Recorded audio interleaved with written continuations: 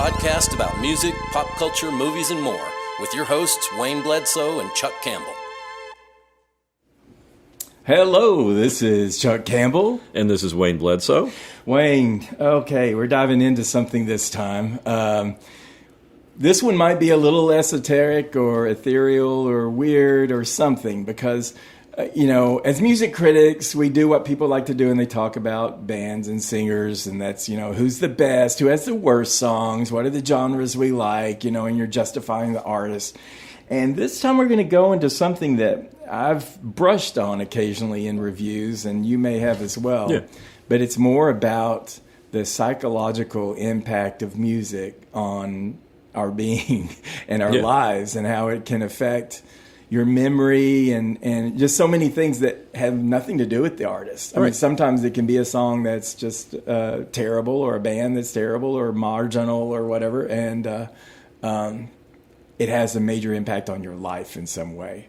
And we talked about it before a little bit, just in the fact that music, it's like the last thing that goes in your memory, just about. Old folks, they can not remember. When people get dementia, they can forget their children's names and they'll still remember a song. So that's how important music is in your psyche, whether you recognize it or not. Right. And I think most people have just a need for music. Yeah. And it doesn't have to be, the best singer or the best guitarist or the best lyrics or anything. It just has to hit at the right time. Right. And it becomes lodged in your memory and your awareness, self-awareness. So I'm going to try not to just float completely untethered off into the cosmos or anything like that. But I think it's a way you can make music work for you, and a way you can kind of control, the bad times and enhance the good times and get through situations. Yeah, well, that's one of the things is we kind of medicate ourselves with music. If you're if you're grieving, or if you're you're depressed, whatever, a lot of times listening to music will help you, and it certainly has me. Right. And it's funny because people, the idea I think that people have is like, well, you need to listen to happy music. And it's like, no, you don't. No. You need to listen to somebody that you think understands how you feel or has felt like you felt. Right. And whether that's happy or sad, that's what you're looking for. I mean, there's certainly songs that I put on to try to get myself out of a situation, out of a mental situation, to try to, that are hopeful. But most of the time, what it is I just want to connect. Right. And then, one of the things you were talking about when we're discussing doing this is how you have these memories tied. Yeah. So I'm going to ask you, what's the first memory you have that's tied to music? The first, you mean from my From youth? your childhood, as far back as you can remember, what's the first thing? It's my dad singing Tennessee Waltz over and over all the time to me. Loud, confidently, he sang you to sleep? Key. Before you went to bed? Kind of, but he would just sing it and just out of the blue. And I got to tell you, I don't care who really sang that song. I don't care what act wrote it or anything about that song is by my dad. Right. And that's just how it is. And that's one of the examples, really right there is my dad, that song. I don't care I don't care if Patsy Cline or whoever. I'm not even sure who did sing that song. Probably a lot of people. Patty Page had the big hit with it. Okay. But it was recorded by many different people. Pee Wee King's one of the. It was Pee Wee King and Red Stewart, and there's some possibility that Arthur Q. Smith may have actually written it or contributed. But those are the none of those versions compared to my dad's. No. Period. So I guess that would be my first impression of music, because my dad, I don't know if he thought of himself as a good singer, but he was always a confident singer. So, and that was just a, an affinity. Yeah, I sang to my kids every night as long as they would let me. And I sang to my grandson, and he has favorites. Well, there's a lot of evidence that when your brain is interpreting what it hears, much of it goes to the auditory system, which is a real advanced, evolved part of it, but part of it gets shunted to a much more primitive part of your brain which associates itself with danger or safety. And when you hear songs, it makes you feel like you're being nurtured, and it makes you feel safe. And it's just a primal feeling. It's not intellectual at all. It's just like, this is safe. I need more of this. Yeah. It's definitely a primal response. And this is John Baker, by the way. This is our engineer, John Baker. Hi. And hopefully we'll be able to lean on him some if we go way off the field today. So, what about you, Wayne? What about your... Well, the things that I remember that being sung to, I remember, and when I hear Down in the Valley, I think of my mom singing me Down in the Valley or On Top of Old Smoky. Those are the only two songs I think she had memorized. Right. And I can remember those. But, but I also have the first memory of hearing a song on the radio, and I'd heard all Elvis and Ray Charles and all that stuff by the time I was 5. So I was totally, inundated in that. But the first song I remember thinking, "Oh, there's something to this." Right. It was Gail Garnett. She was a South African singer who had a hit in '65, I think, called "We'll Sing in the Sunshine." Okay. And I feel like I've heard that somehow. It pops up every once in a while. It's a good song, but it's one of those things where at 5, I knew I didn't understand something about it. Right. It sounded sad, right? And it affected Was it sad? me. Well, it's just one of those things about how love is transitory. So just have your fun with it's advice that a father gives to a daughter and says basically, have a good time and don't worry about it and move on. Right. Interesting. Yeah, we'll sing in the sunshine. We'll laugh every day, and we'll sing in the sunshine. Then I'll be on my way. Oh wow! So it was something that was like it's a very adult song that I was hearing, and I was thinking, that's like "You're My Sunshine." Oh yeah, that's and then it ends with "Please don't take my sunshine away," and it's like that wouldn't be a possibility. No, it's like who's taking me away? I mean, what Yeah, so the Funny Farm. Yeah. Written by the Reverend. I warned my sister that I'm bashing on her for singing. They're coming to take me away. They're coming to take me away. She was like, "Oh well." Yeah. She knew she'd have to pay for it eventually. Yeah. But when I hear that song, and it's interesting, I remember what it felt like to be 5 years old and not understand something. Right. And it's interesting because I read something about this not too long ago. Every time you recall a memory, your brain rewrites that memory. Oh, okay. It's like a computer rewriting it, so it changes. Right. And that's the thing that with like any memory where it comes from your 5 or 6 or something like that, you've had to rewrite it to make it make sense as an adult. Okay. But I can still remember what it felt like to be 5 when I hear that song. Interesting. Yeah, and there's a lot of stuff like that.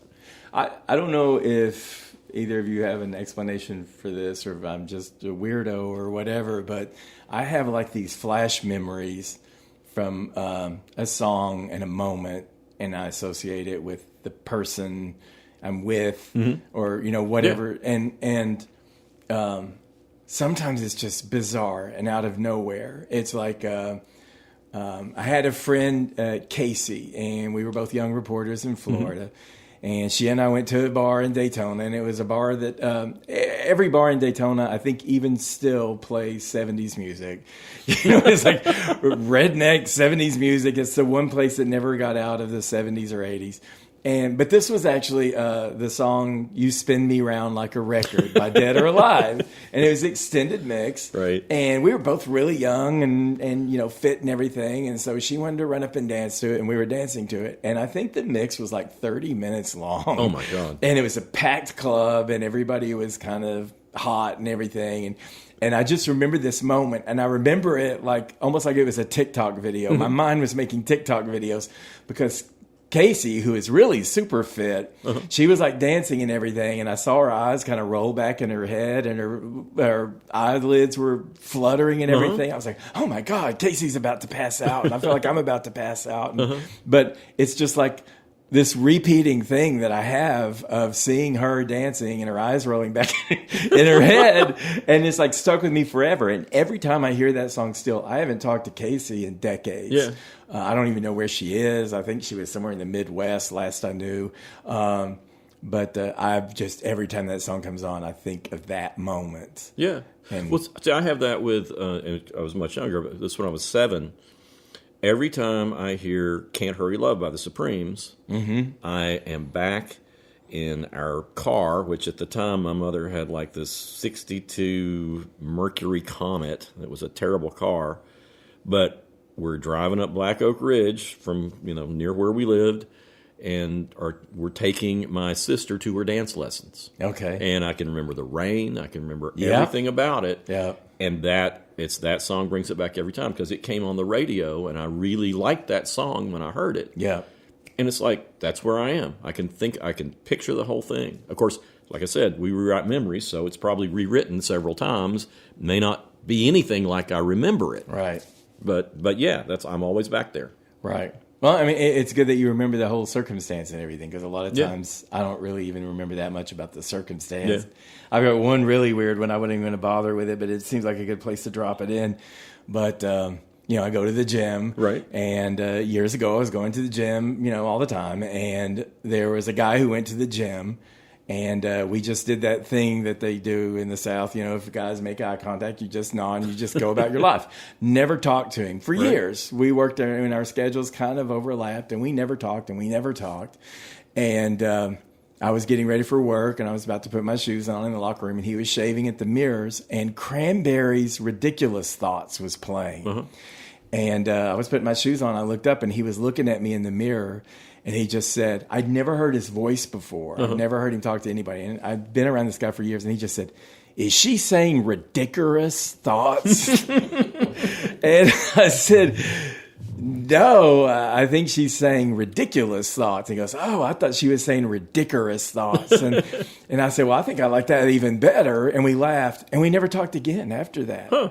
So it's just like this moment. And, we worked out again for years, just nod at each other. Never heard him speak another word after that. And now that Cranberries' Ridiculous Thought song belongs to this guy whose name I don't even know, and I had a 15-second conversation with.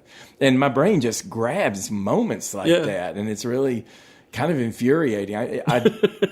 Anyway, I don't know where that's going, but I don't think I have anything like that where a song takes me to somebody that is not a somebody friend you don't even know. Yeah, exactly.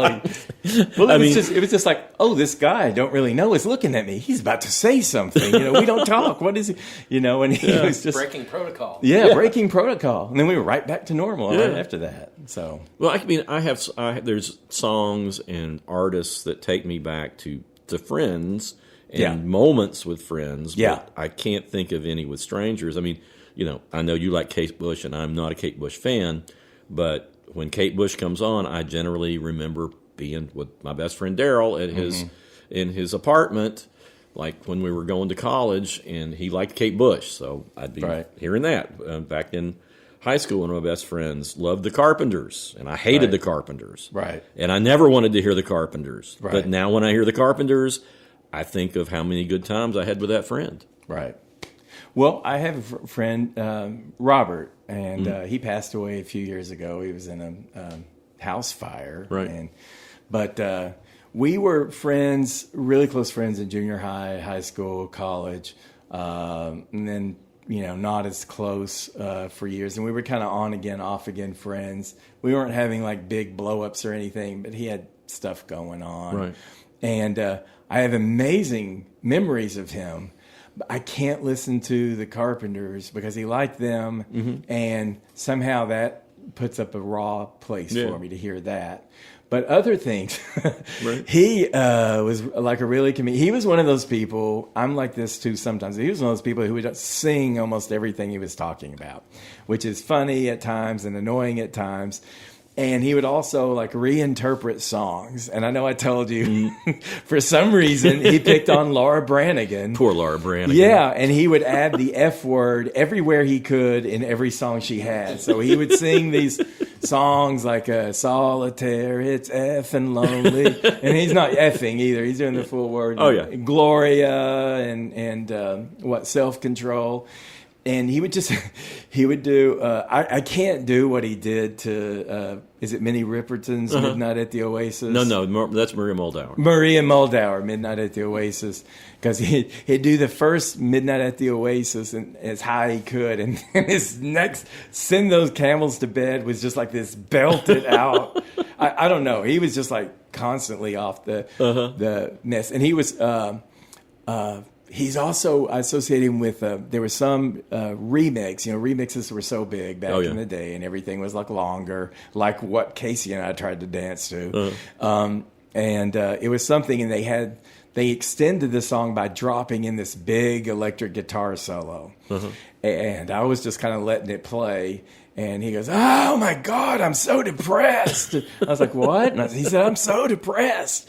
I said, "Why?" And he said, "This song, it's just depressing me. It's bringing me down." So I had to like turn it off because of the guitar solo. I've never done a guitar solo to depress people. Well, I think that probably contributed to my also not liking guitar solos, because I thought, this does seem to be a big waste of time here. It's like I paid extra money to get an 8-minute version of that 4-minute song, and they made 2 minutes of it a guitar solo. It's like, don't do that. Well, it's not, in a dance mix, it's probably not the best thing to add. No, it shouldn't be there. It shouldn't be there. But I have another friend. I should talk about my friend John, because we were friends. And the memory that I have of John, well, we were friends, like best friends in first grade. So 6 years old, we were already hitting it off. And we went to elementary school together, and then we went to different junior highs and different high schools. But we kept up, and then we ended up at UT together. We were just 5 days apart, born 5 days apart. And when I graduated from UT, I moved to Florida. And a couple of years later, he graduated, and he moved to Florida. And he was my roommate for about a year. And then he got another town, lived in another, up the coast a little bit. And we had so much music stuff in common, and so many groups and bands, and we saw concerts, and we would run around all the time, and everywhere we went, we heard music, we talked about music. He's the one that when every year I would take my 100 favorite songs from the year and rank them, and I would do a tape with like 20 seconds of a chorus from each one of those songs. I always thought that was real weird. It was real weird. But, oh my God, I can't tell you. Well, anyway, he would also do that. So we would listen to each other's top 100s for the year and compare notes, and and then do whatever else we were going to do. And then we had picked up a third friend, Ray, who also was really into that, and so he was also doing them.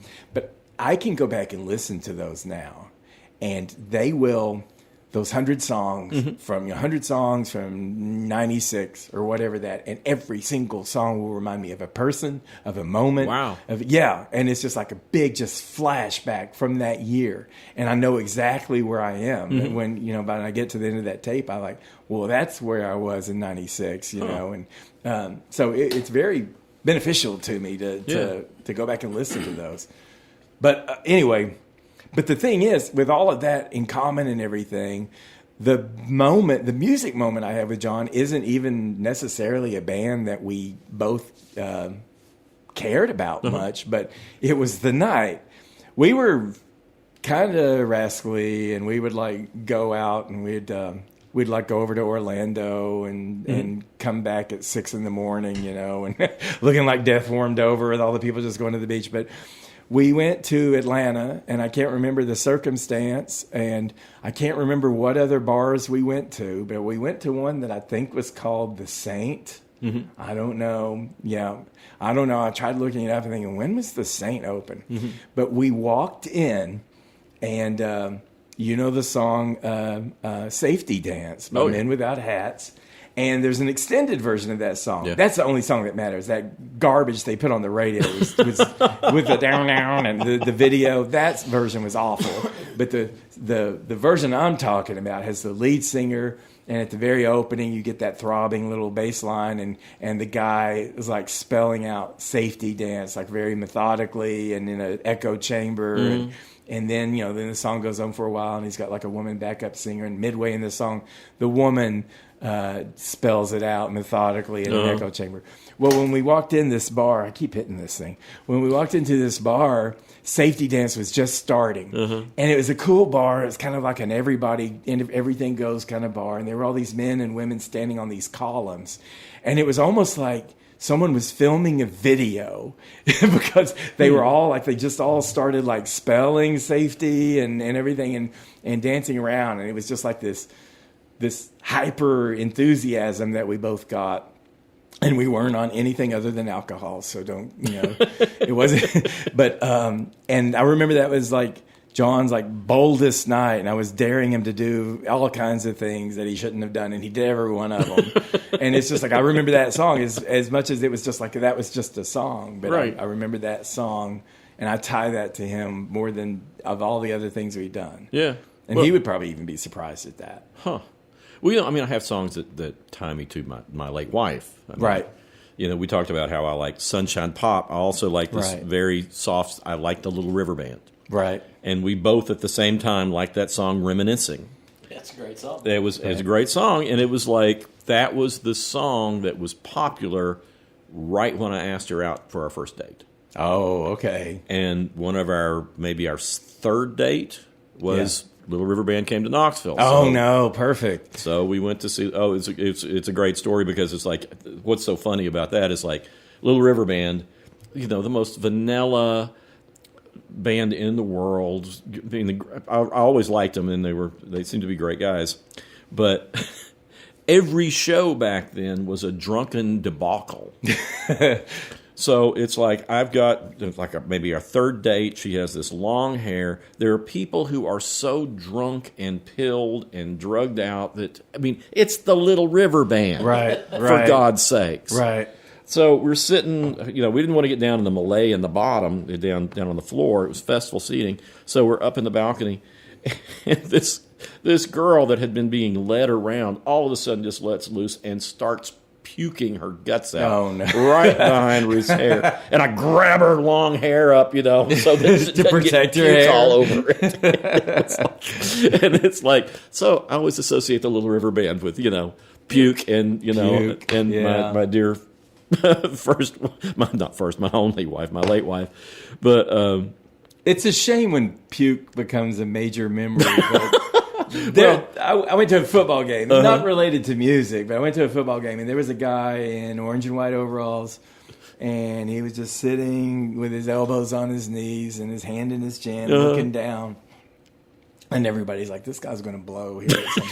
Everybody's just kind of watching him. And then he just sat there, and he didn't look up, and he didn't look up. And it was getting toward halftime, and people were forgetting about it. Yeah. And all of a sudden, I just heard this wave of screaming, and he puked, and it splattered up all over several women, and he just kept sitting there in it.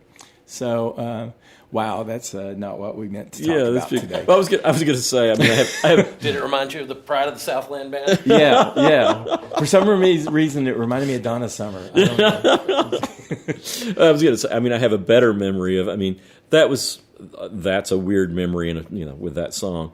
But we were coming back from the fair one night. Her older sister, who I was friends with, was actually driving, and she'd just gotten the Meatloaf album on cassette, back when we had cassettes, and we drove back from the fair listening to Meatloaf, and it's like every time I hear "Bat Out of Hell," I'm back there in that car holding my late wife's hand, and just kind of cuddled up together, and it's coming back from the fair, and it's always a great memory. Yeah.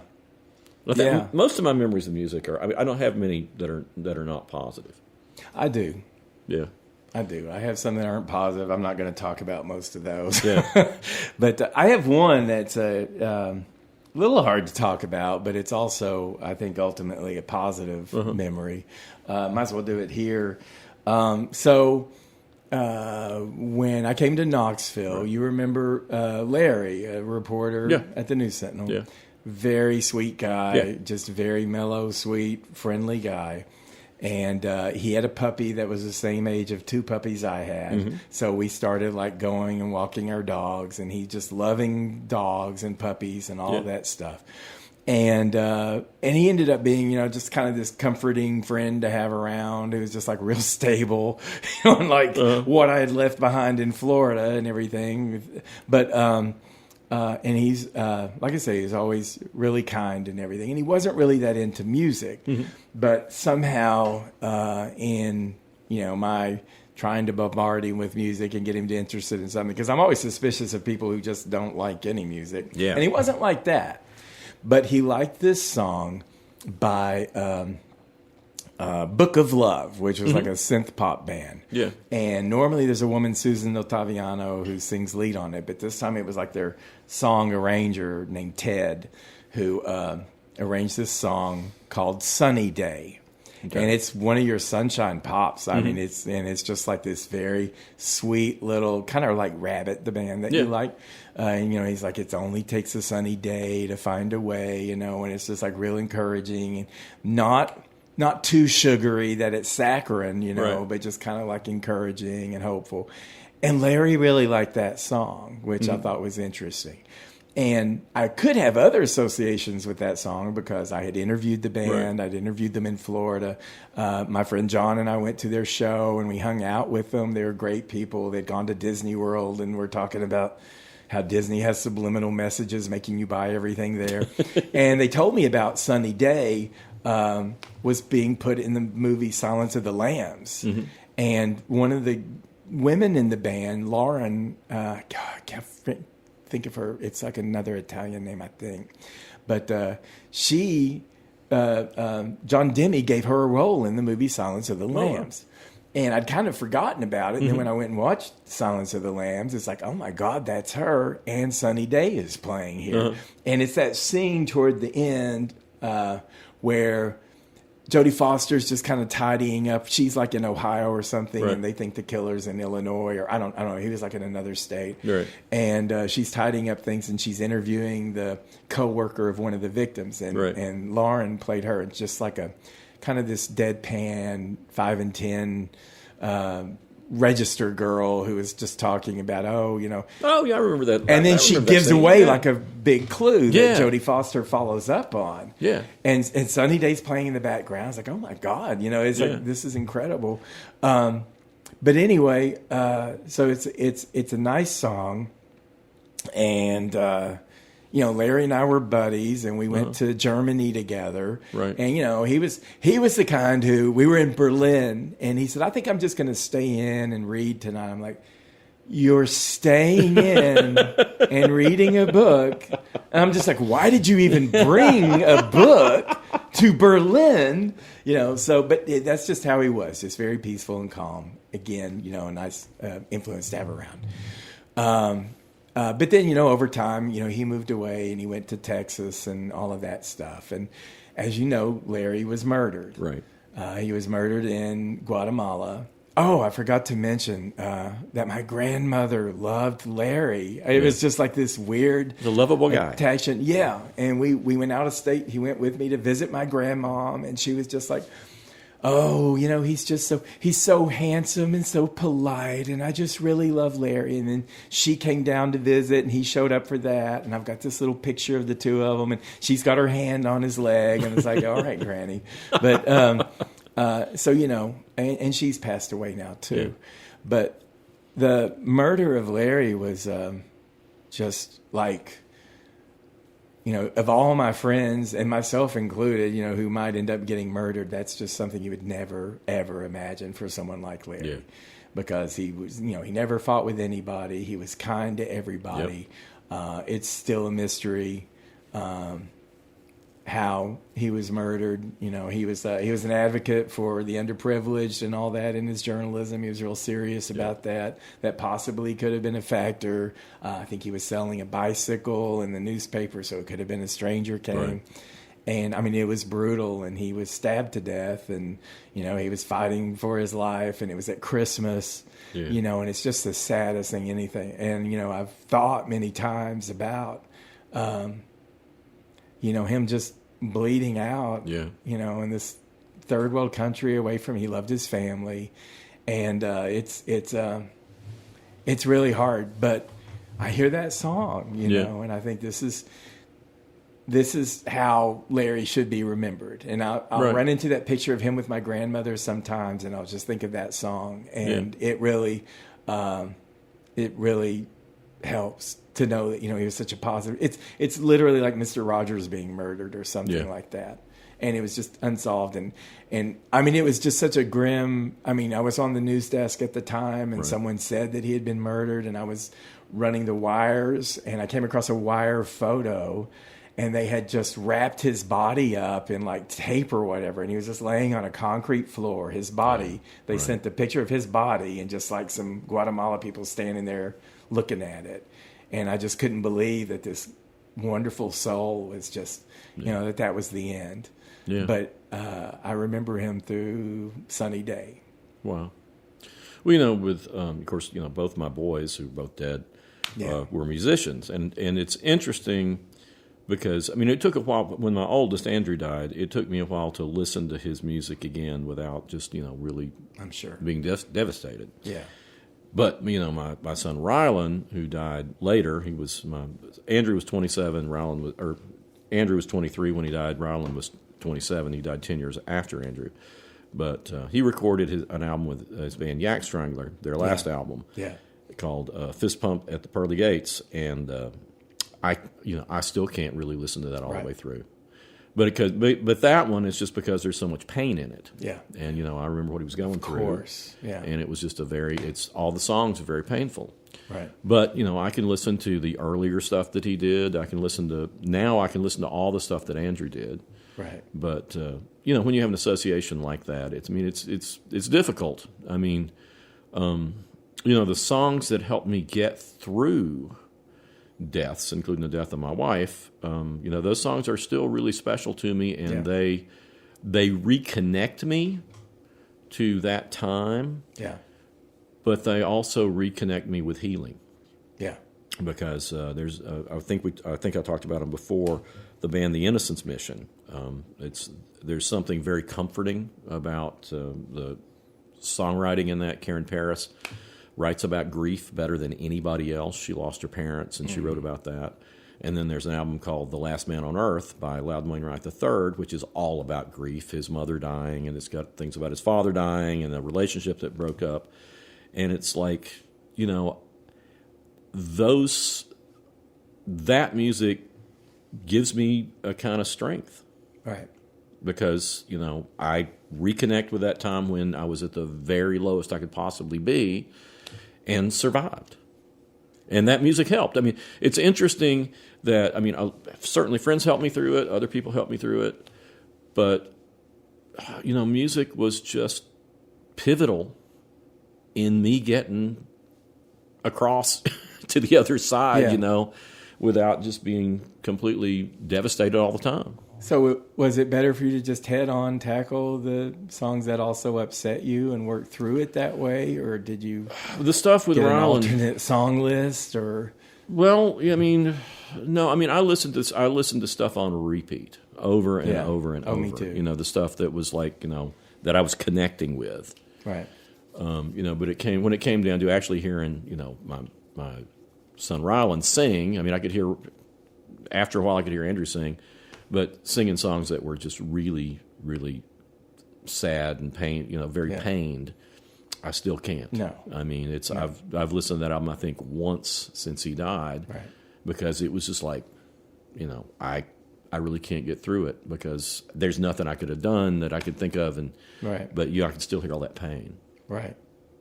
But I by the same token, it's like it sounds weird to say, well, you connect with people who've gone through those things and they put them into art, but that is what helps you get through it a lot of times. I think all three of us here would. Yeah, I think it depends on the artist too.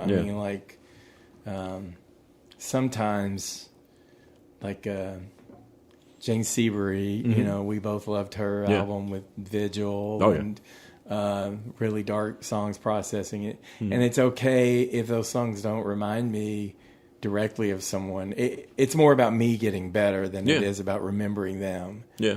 But songs that for whatever reason, remind me of someone that was, difficult, loss or separation or whatever, if it reminds me of them, then I can't listen to it.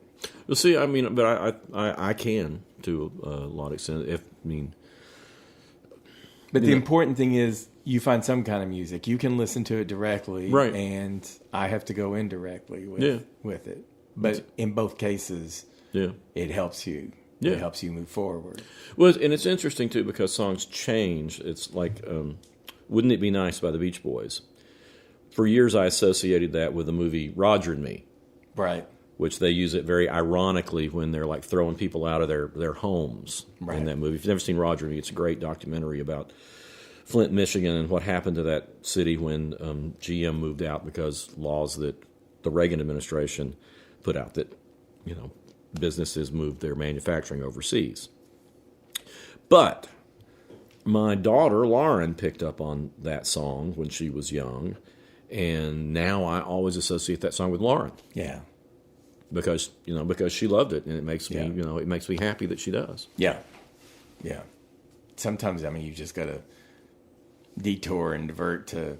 I don't know. Everyone knows what their limits are, but I don't think it's good to just blindly shut out, grief and stuff like that. But also, you don't want to overdo it, and you don't want to lose yourself in it either. And it's finding the right balance.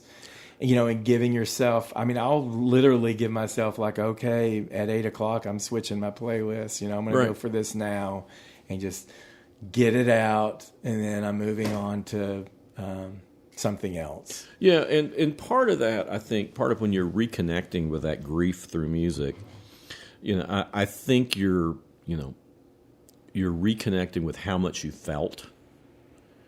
And I think that's a good thing. You use it to move on and to help you and to be reassured and stuff. But I think reconnecting with those emotions on occasion and knowing that they're there, I think it's a very positive thing. Yeah. I do too.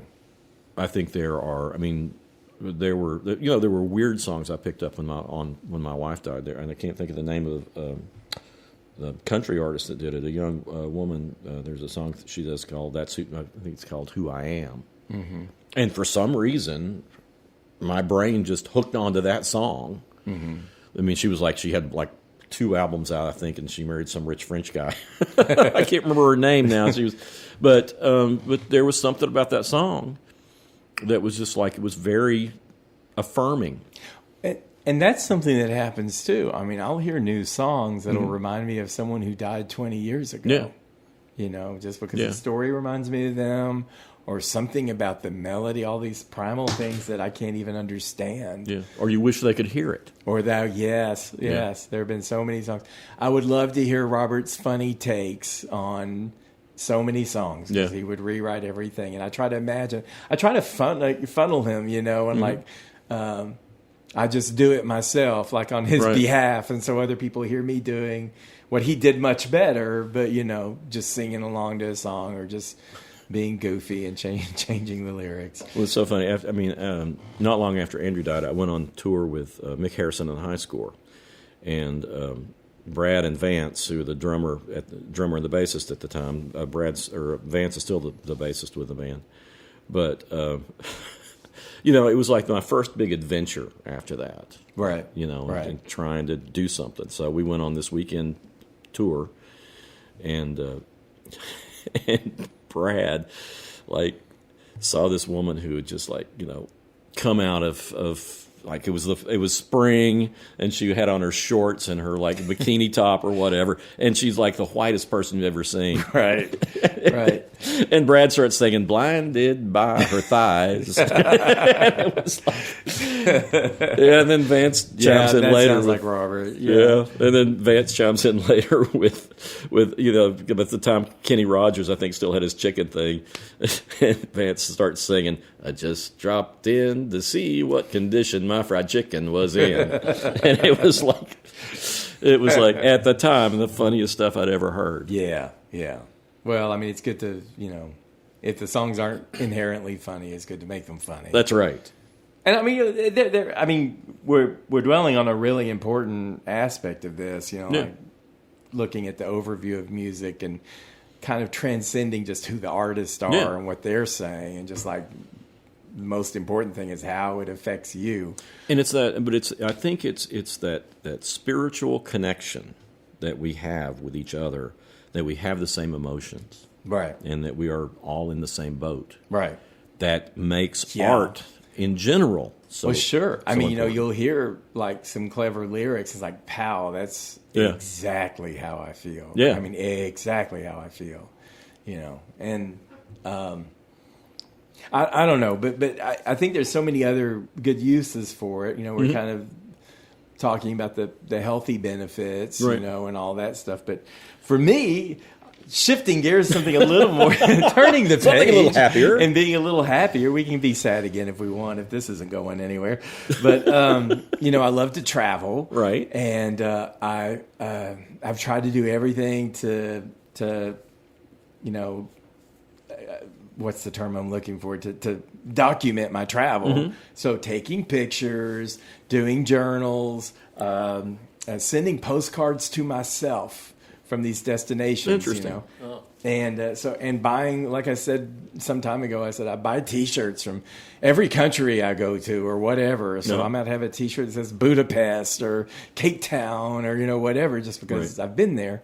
But one key thing has been songs. Uh-huh. And there have been so many different ways that songs have given me better memories than any kind of written thing or photo thing I could have done. Huh. One example is just I took like a 6-country trip and in Europe, and I made a tape, like one side of a tape for each country I was going to. And so I had like a Denmark side of a tape, and then on the other side I put Sweden, because I took the hovercraft across. I don't know if that's the North Sea or the Baltic Sea. It's hard to tell, but the sea that separates Denmark from Sweden. Okay. And I was going to Malmö, Sweden. And so for Sweden, I had the Cardigans, and I had Ace of Base, I had Swedish bands, and of course I threw in some old ABBA. And so we're just riding along the water, and it's kind of a nice little, and I was by myself. Yeah. So when I say we, me and a bunch of Swedes and Danes. I was watching, just watching where we were moving to, and you start seeing the Malmö skyline coming up over the horizon, over the water. Yeah. And at that time, it was... Does Your Mother Know by ABBA, which starts with, I don't know if you know how that song starts, but it starts with like a boom, boom, boom, boom, boom, boom, boom, boom, boom, boom. Just this real drummy kind of beat song. And I'm just seeing this Sweden. This was the first time I'd ever been there, rising over the water. So, but I mean, I went to France, and I was always like, whenever I traveled alone, I was always just like, freewheeling it, just doing whatever I felt like doing. Yeah. And in Paris, I always tried to dress up some. I wasn't going to be an obvious American in Paris. Right. So I would wear black, mostly black, no labels or anything like that. Yeah. And I found like there were like 6 Italians, 3 men and 3 women, that seemed stylish. And they were walking down a side street kind of in a core area of Paris. Uh-huh.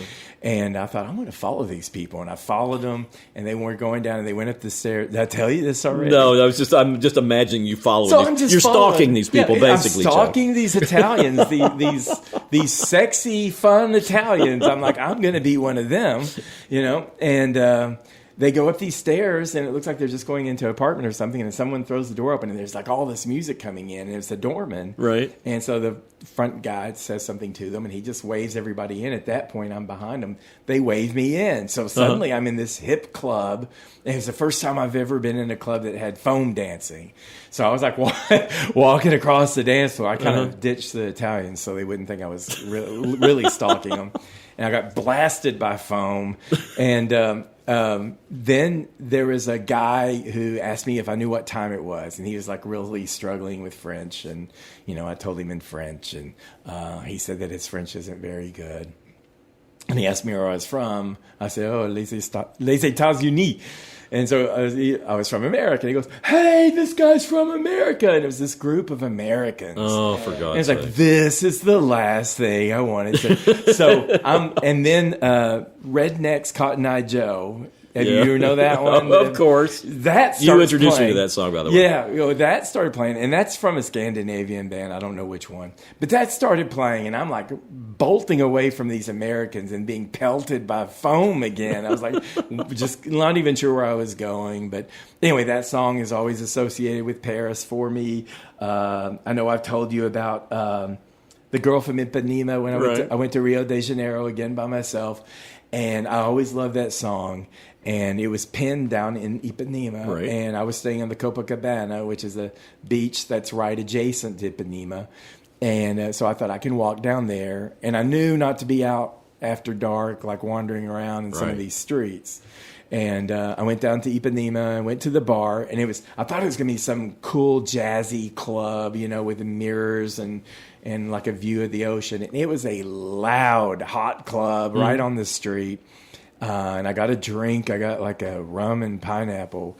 And that was the strongest rum ever. So, I thought, well, this was interesting. I didn't know it would be like this. And then I walked, and they had T-shirts and everything. But it was like, kind of commercial. But it was mostly locals at that point. And I went down to a botanical garden in Ipanema, and I was wandering around in there, and there was no one there. And I found a bamboo forest. And there was a bench there, so I just laid down on the bench, went off to sleep. And I don't know how many of my stories end up me falling asleep and then waking up with a start. I need to just not sleep anymore, I think. You I don't need want to not go to sleep in public. I know. Well, it wasn't my intention, but, the rum was talking. I know. And sure enough, trying to get back to Copacabana, I had a camera and all this stuff. Right. And there were these guys on bikes that kept trying to come at me, and they were trying to get my stuff, and I knew what they wanted, and they'd surround me, and I'd like run out into the road, and finally got a taxi back to my room. And so Girl from Ipanema thing was the reason I went down there. But then I spent most of the next day in the room because I was just afraid of, being robbed, pickpocketed. And they say they're not violent, but they're going to steal anything you got on. Yeah, you right. know? And I was watching Brazilian MTV, and there was a woman, Fernanda Abreu, and she was doing the Cátia Flávia song, which is kind of a common Brazilian song about this renegade woman who's like totally nude and escaping from the police, and they're like different colored panties everywhere. I mean, Brazil, I don't know how to explain it. Say, go to Brazil, it'll make more sense to you. And I loved that song, and it was playing on the beach, and it was playing in the city, and finally I bought that CD and brought it back. So now I flipped from Girl to Ipanema to Cátia Flávia, so that stuck with me. But anyway, some of my best memories. In contrast, I went and visited a friend in South Africa who wasn't into music at all. Oh. So we didn't play music. I mean, I would play some stuff, and he would say, that's very austere. I remember that guy. I never liked that guy. Yeah, I think you met him. Yeah, I did meet him, yeah. Yeah. So, I never liked him. Sorry. No, he was something. But he didn't like music, and I don't have as many. I went from one side of that country to the other, from the Kruger National Park and seeing lions and giraffes and all that stuff roaming wild in Johannesburg and the Indian Ocean coast. They call it the Garden Route, and Cape Town and all that stuff. But I have no memory associations with it. And as a result, I don't remember it as well as I did all these other places I've been with music. Well, my first big trip, my family rarely took a vacation. When I was between the first grade and the second grade, we went to Miami, which my mother thought was the only place you could go to in Florida at the time. I don't know why. What? Okay. I don't know. I mean, it's like Miami was always the big destination. Let's go all the way to the bottom, Right. But, I remember so much from listening to the radio. I mean, the thing is, back then, you were bored to tears in the car because there was nothing to do. Yeah, Miami's a long way down there. All you could do is listen to the radio. Yeah. And that was the time that Classical Gas came out by Mason Williams, which is still probably my favorite instrumental hit of all time. I don't know. I probably would know it if I heard it. You'd know it if you heard it. They used it in, the last time I saw it used was in The Queen's Gambit. They do like a montage to it, but it's he premiered it on the Smothers Brothers. He was like the Smothers Brothers' main comedy writer, but he was also a musician. Okay. So, when I hear that, I remember being in the car, and then I remember being in a diner probably at the top of Florida someplace, because I remember there was palm trees outside, but we were punching the jukebox, and I remember my mother wanted to hear The Birds and the Bees by Jewel Akins. Okay. And that's how I always associate that. It's fun. My entire memory of that trip is like the thing that cements me is the music. Right. It just enhanced all memories. Well, but that's part of it. I mean, what we talked about it before. It's like we remember like the alphabet in song. We remember all these different things with music. Mm-hmm. And that really does what John was saying, I think, earlier, is like it gets in there. Right. And it's inside your brain deeper than you can recognize. Mm-hmm. It is. And, I was talking about my dad earlier. It's like, he was getting like a mild dementia, maybe flashes of moderate. He never got into any kind of serious dementia. But if he was like struggling a little bit, I'd throw him in the car and we'd ride around and listen to satellite radio. And I'd put it on like the 60s station and 50s. They had a 50s station then. He could sing along. He knew all the lyrics to all those songs. And it made him feel good because it's like, oh, okay, I remember these things, Yeah. And I mean, I could see it. And, and I think, I don't know what our bottom line here is, but music can serve you even more than just on the superficial level. Yeah. And I think a lot of people may not spend the time to analyze that. But if you look back through your memories and, people that you have unresolved issues with or whatever, you can probably work through anything, and compartmentalize things. And it helps you in your future too, I think, Well, it's interesting. I mean, people have, and me and my girlfriend have, what we consider our song, but other people have, what they consider their songs. Ours is a Senru song called. It's got the name has gone out of my head. Two hands in a really close song. Eh? Well, no, I remember all the lyrics. I gotta get to the chorus. Just sing it for us. It's gosh, the title of it's gone out of my head. It's Your Heart in My Heart in a Bloody Vice Grip, attached at the hip. I had to get to the title in the song, but yeah, I mean, I played it for her on the radio one night on my late night radio show, and it was like it stuck. It stuck with her. It stuck with me. And so it's not really romantic, or is it? Yeah, it's two hearts in a bloody vice grip. Your heart in my heart in a bloody vice grip. Okay. Baby, let's be attached at the hip. Okay. And that was just sort of at the time that we were like, okay, we're going to be attached at the hip. Okay. And yeah, so last time we heard Senru play it, we were just like, attached at the hip, hanging out with each other, and it was like, yeah, this is our song. Yeah. Well, I've done that kind of bonding stuff too, and sometimes times change, and you don't want to hear it again. Well, see, I mean, it's I've never had a song with somebody and we haven't stayed together. Okay. Well, good. So it's a different. My wife and ours is Wouldn't It Be Nice? Yeah. Well, that's nice. There you go. I mean. Oh no, not that one. God Only Knows. God Only Knows. God Only Knows. God Only Knows. Same album. Yeah. Such a beautiful. That I whole love album. that. That is one of the best. That used to be my album I would listen to on the way home from playing a gig when my ears were ringing. Yeah. And everything in it is just like a massage to your eardrums. Yeah. What's funny with that album, because I'd heard people talk about it so much before I heard it. And the first time I heard it, it's like, yeah, I like this. And then about the third time I listened to it, it's like, no, it deserves every bit of praise that it gets. Pet Sounds is one of the greatest albums ever recorded. It's just start to finish, just beautiful. I mean, Caroline No. Yeah. I mean, and even the instrumentals. And you were talking about the health benefits of music. I really believe that harmony is healing. Yes. Vocal harmonies. Yeah. That's why I love the Beatles and the Beach Boys so much, because they just sing these amazing vocal harmonies. And I think your body processes that as more than one person working together, and it makes you feel like you're not alone, I agree. Well, Emmylou Harris has helped us all. She can harmonize with anybody. She can sing harmony on anything and just be beautiful. Yeah. Well, the one thing, I just got one little tidbit about you were talking about how, it's music. It's music to me. My earliest memory I can think of was I was young enough to be put down for a nap in my mom's bedroom, and it must have been nice outside because the window was open, Right. and I could hear birds singing outside. And I guess it's true of everybody that gets old. To a certain age, you start paying attention to birds again. Right. Yeah. I've got the Merlin app on my phone, and I've been listening to birds lately. And the wood thrush that we have in our trees around here, my grandmother had those in her backyard. And every time I hear a wood thrush, I think, oh, there's my grandmother. She's saying hi. Yeah. Oh, that's cool. Yeah. So, well, I have to tell you, speaking of that, last night I was hearing, it's late for mockingbirds to still be singing all night long. Mm-hmm. So I went outside, and there was this mockingbird, and it's just singing his heart out. And I noticed this other mockingbird in my yard.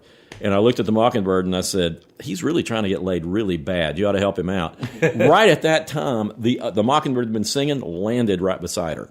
Wow. And they started, doing their little hippie hop dance. And then they, he went on, or she went off, and he's kind of sitting there like, yeah, I'm going to find her. So. Well, I mean, critters are also very much driven by music. Yeah. It's not just a human thing. You know, it's like every dog I've had has had favorite songs and music they didn't like. And I told you how I got the meditative music for dogs, and that's something that Marley and I, anytime when we need a nap, we put it on, and we're both gone. I don't even know what the second song sounds like. Well, I used to put on Eno's discreet music, and at the time we had a bunch of animals when that came out. All the animals would chill out. Yeah. Everybody's like, oh, yeah, okay, yeah, I got it. It's a primal thing. It is. A primal thing that transcends humans. Yeah, and it's funny, you see so many YouTube videos of people singing to like cows and different animals, and they come up and they respond. There's the dude that plays the banjo to the fox. Yeah.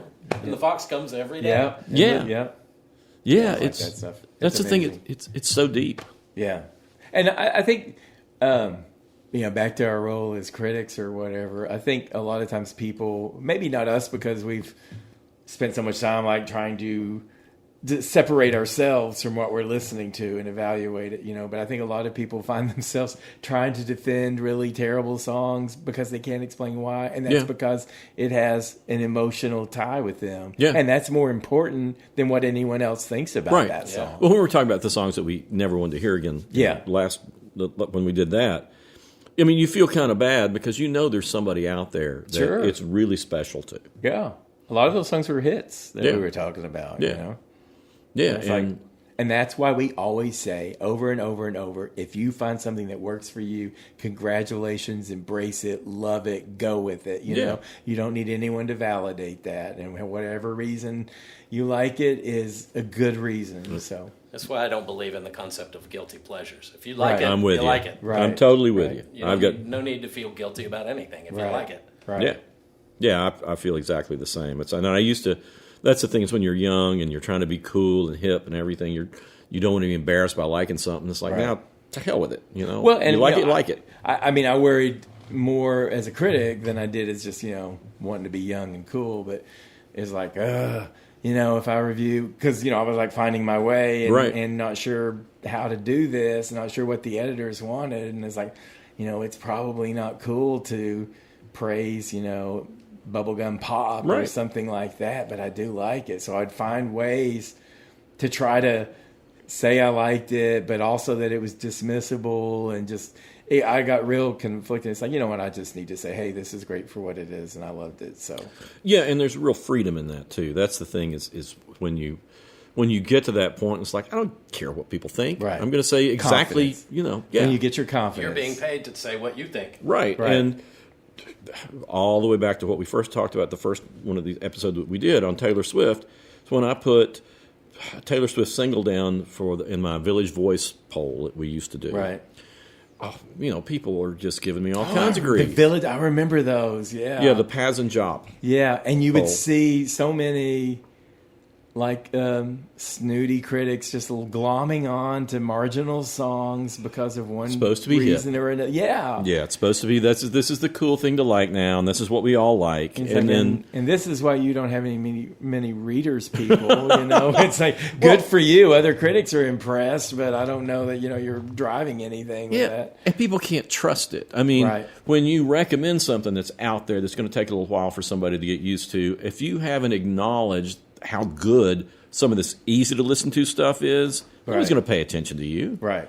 And that was the thing, like with Taylor Swift. I mean, she was good. Right. It was not hip to like her. It was not hip to say something good about her. Where it's like you break down "Shake It Off." That was the biggest hit. It's Yep. like you can't rationally say why that's a terrible song. It's a great song. It was catchy. It was Yeah. rhythmic. It had a message. It was punchy. Yeah. It did everything that a pop song should do. So if you don't like it, then it's like, yeah, right. You're just But you're insecure. right. In the age when we were growing up, though, it's like everybody would read Rolling Stone. Rolling Stone would be, oh, this is not the good music. This is whatever. I remember when I got Electric Light Orchestra's, can't think of the name of it now, Face the Music. Uh-huh. And it was in the free bin at a record store on Cumberland. And I bought something and I brought it up and I said, this is really free? And the guy at the counter said, yes. And ELO was one of the great bands from then. It's the critics just blew it. I know. It was Jeff Lynne was masterful. It was great. And Still is. Yeah. And it's like, I remember how much they slagged on Aerosmith's early albums. It's like, those Aerosmith's early albums are great. Those are the best ones. They are just rock and rolling. And sure, they're trashy. They're, sure, they're, Steven Tyler's trying to be Mick Jagger. But it worked. Right. Joe Perry was a kick-ass guitar player. They had riffs that were just... But, the critics at the time were just like poo-pooing it all. Yeah. And, I never... As much as I was worried about the editors, not one editor ever told me, oh, I wish you hadn't liked that, or I wish you hadn't disliked that. They knew the score. It's like, you're going to have your voice and just do your thing. And they gave me all the confidence I needed. Yeah. And then I got, overconfident and decided that the Rolling Stone people were always wrong. And then realized, it's, everything's somewhere in the middle. Yeah. But the bottom line is, I think for this, if we want to wrap it up, this is something we could talk about for hours. Yeah. But I do think that it's like you can make music work for you, and that if you just process it, self-analysis, it and go beyond just, I'm going to listen to my favorite person's album. Because sometimes, you glom to the wrong music. There's some things you shouldn't listen to at the wrong time. Yeah. And sometimes, sometimes it's just... you're not going to get it in the mood you're in. Right. And sometimes it's just okay to just let some songs go altogether. It's just fine. You've got to live your life, and you've got to be as mentally healthy and happy as you can be. And there's all kinds of music there that'll help you to get there. Just stop and pause and think about it with what you're listening to and what it's really bringing to mind. And use art in general for what you need it for. Yeah. And it's like there are songs, just to add, a little bit to that, there are songs that mean something to you. The lyrics mean something to you. That's not what was intended by the artist. And I talked to so many artists through the years. It's like, you put it out there and I don't care how people interpret it. Yes. And I can't tell you how many songs there are like that for me, where it's like, I'm taking it in the way I need it. It's not what they intended it to mean. And I know that. And like you say, I know there's so many artists that say, interpret it how you want. I wrote this about this and this. If you hear it a different way, go for it. I'm glad you liked what it was. I'm going to add something real quick to that. The artists there have been several who've also told me they wrote a song and it was years later before they realized what it was about. Exactly. I've written songs like that. Yeah. And you think back years later, that's what I was going through, and I just didn't realize that that's what I was saying. Mm-hmm. Yeah. Oh yeah. That's definitely true. And John is an excellent singer-songwriter, and his albums are out there. If you guys want to go look for John T. Baker, he's out there. John T. Baker. Mystique. Well, you ready to make some recommendations? Yeah, sure. I can make recommendations. Do we want to go with music or do we want to go with movies? You decide. It doesn't matter. All right. Well, I'm going to start with movies. So this year we had the final film in a trilogy from Ty West. And the thing about this trilogy, I think, a lot of people don't even realize it was a trilogy. Right.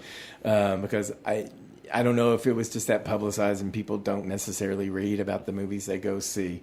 But Ty West, he uses, that's the director, he has Mia Goth in 3 different movies.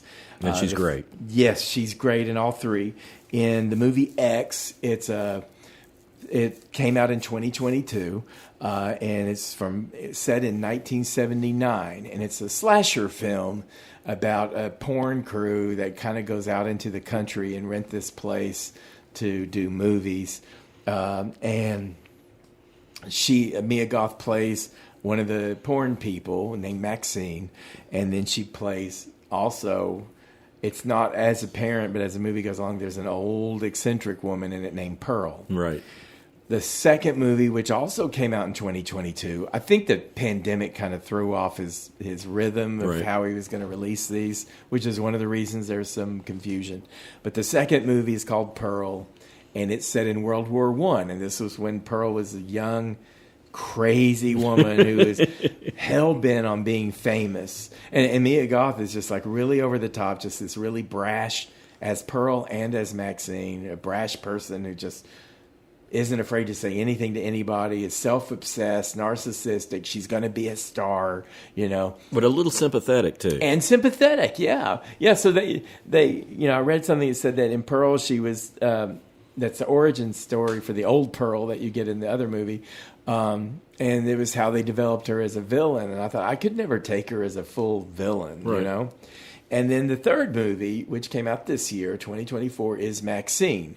And it's set in 1985. So it's the same porn gal from 1979. Oh, is it? I didn't know that. Yeah. But she's been making porn for longer years. And she's trying to move into legitimate roles. And she she auditions to be in a slasher film.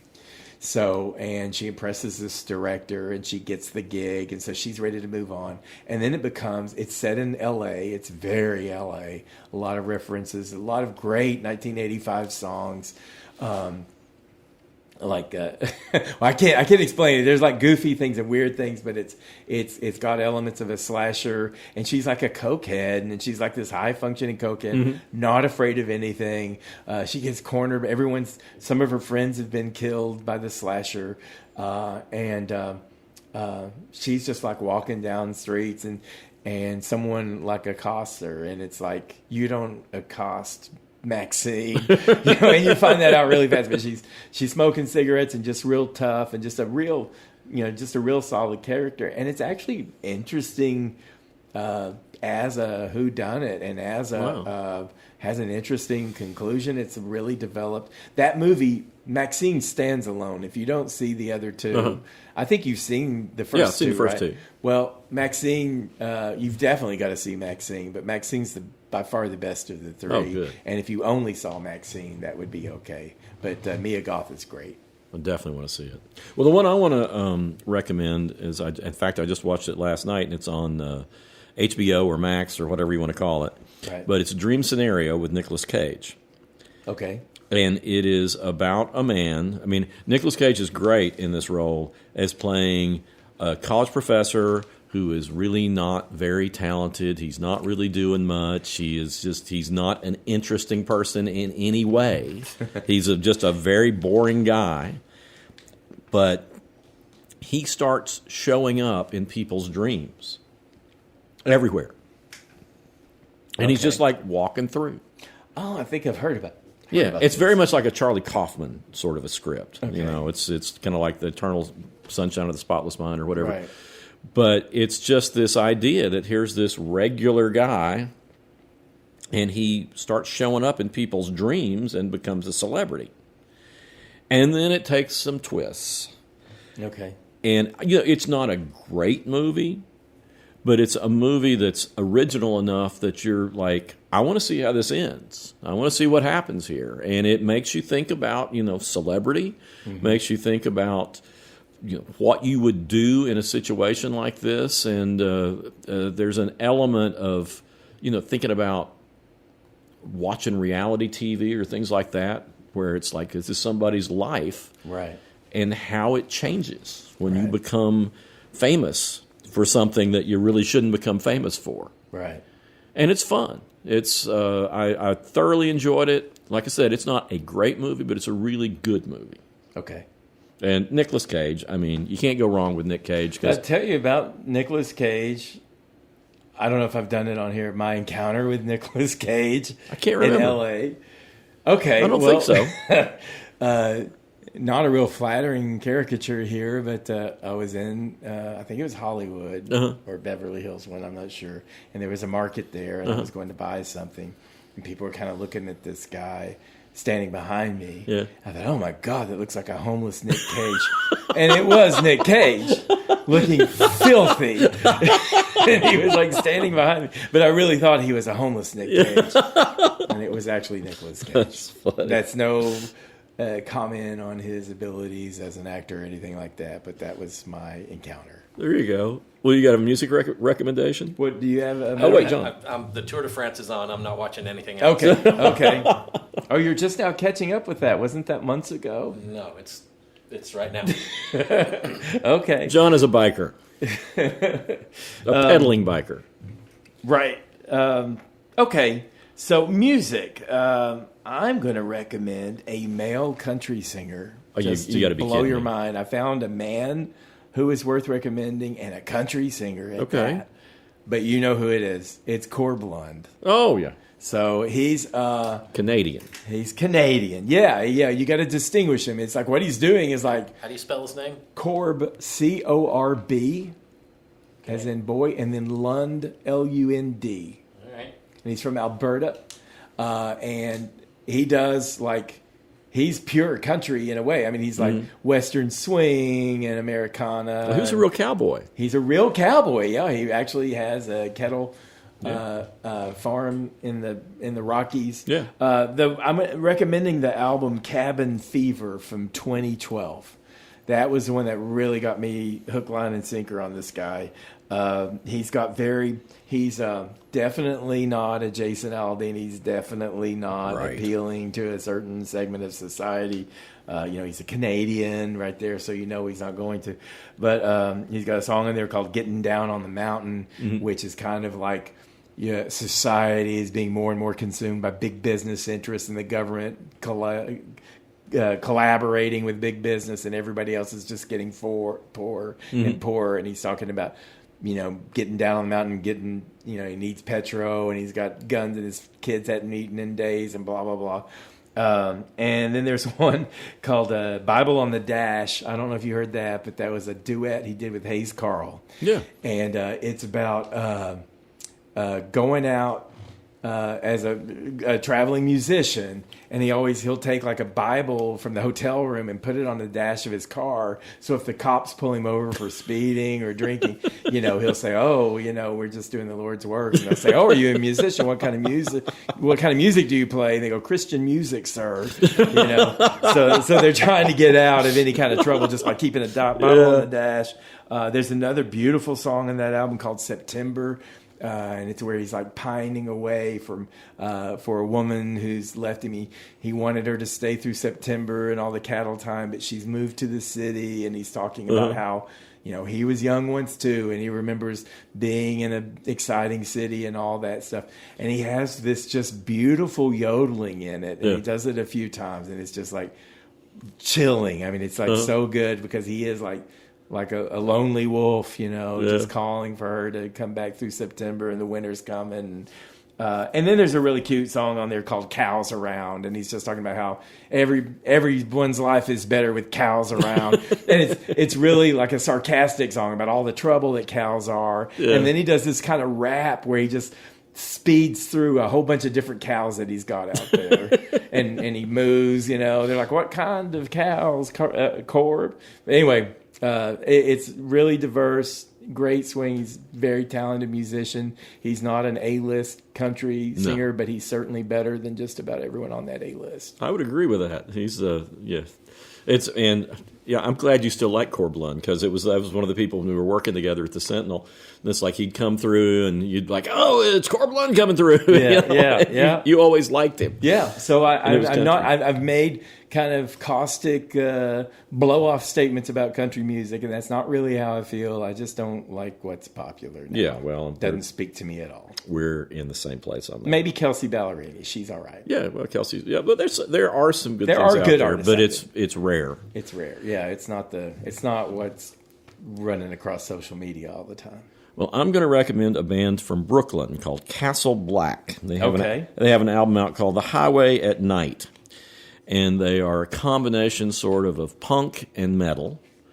Okay. And of all things, they have a section where there's like a tap dance in the middle of a song, but it is like the most metal tap dance you've ever heard. That's pretty inventive. Really strange and really cool. They cover a folk song that May Colvin that Gene Ritchie popularized back in the 60s. Okay.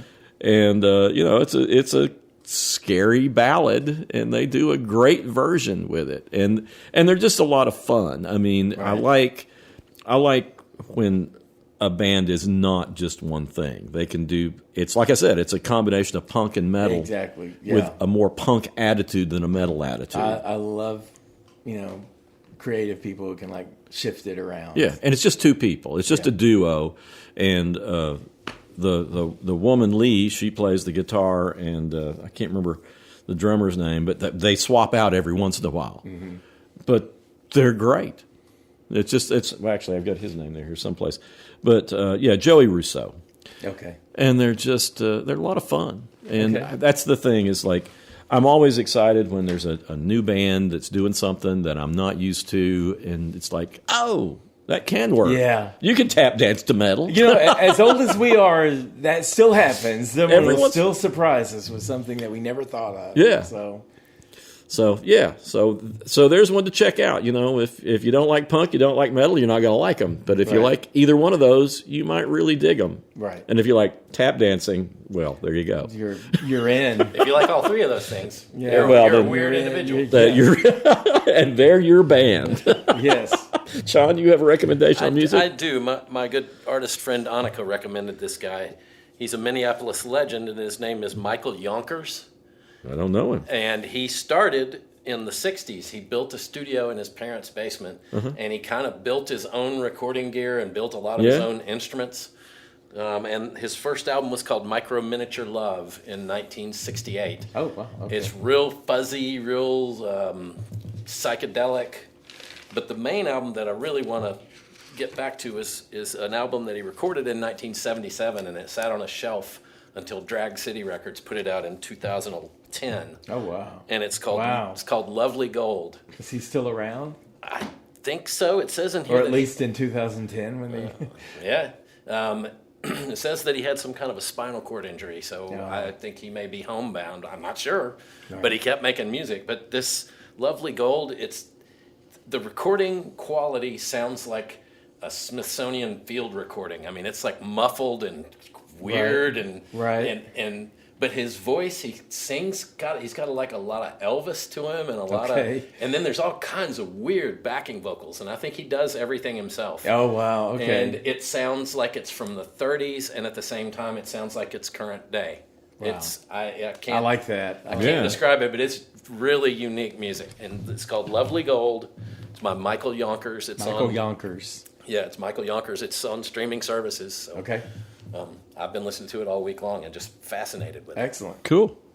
I have to look that one up. All right, everybody. I hope you enjoyed this, took something from it maybe, and that you return, and we can talk at you some more. And thanks for listening.